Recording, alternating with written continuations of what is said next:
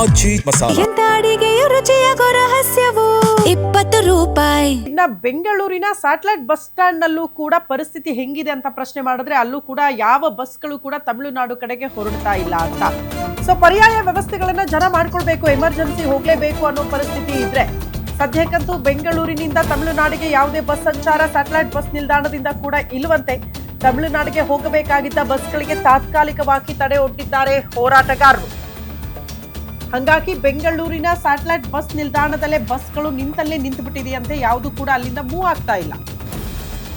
ವೇಲೂರು, ತಿರುಪತ್ತೂರು, ಕಾಂಚೀಪುರ, ತಿರುತಾನಿ, ಊಟಿ ಈ ಭಾಗಕ್ಕೆಲ್ಲ ಹೋಗೋಕೆ ಸ್ವಲ್ಪ ಕಷ್ಟ ಆಗಬಹುದು ಅಂತ. ತುಟ್ಟಿಕುಡಿ, ತಿರುಕೋವಿಲ್, ಊರು, ಚಿದಂಬರಂ ಈ ಭಾಗಕ್ಕೆ ಹೋಗೋಕೆ ಬಸ್ ಸಂಚಾರ ಇಲ್ಲ. ಸದ್ಯ ತಾತ್ಕಾಲಿಕವಾಗಿ ಸಂಚಾರವನ್ನ ಪೊಲೀಸರೇ ತಡೆ ಹಿಡಿದಿದ್ದಾರೆ, ಮುಂಜಾಗ್ರತಾ ಕ್ರಮವಾಗಿ ಯಾವುದೇ ರೀತಿ ಸಮಸ್ಯೆ ಆಗಬಾರದು ಅಂತ. ಸುಮಾರು 20 ತಮಿಳುನಾಡಿನ ಬಸ್ಗಳ ಸಂಚಾರಕ್ಕೆ ಪೊಲೀಸರೇ ಬ್ರೇಕ್ ಹಾಕಿಬಿಟ್ಟಿದ್ದಾರಂತೆ.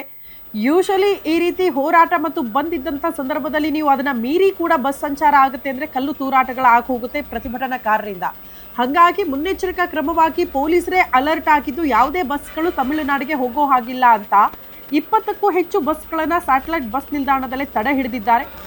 ದೃಶ್ಯ ನೋಡ್ತಾ ಇದ್ದೀರಿ, ಬಸ್ ಸ್ಟ್ಯಾಂಡ್ ಅಲ್ಲಿ ನಿಂತಿರೋದು ಬಸ್ಗಳು ತಮಿಳುನಾಡಿಗೆ ಹೋಗ್ತಾ ಇಲ್ಲ.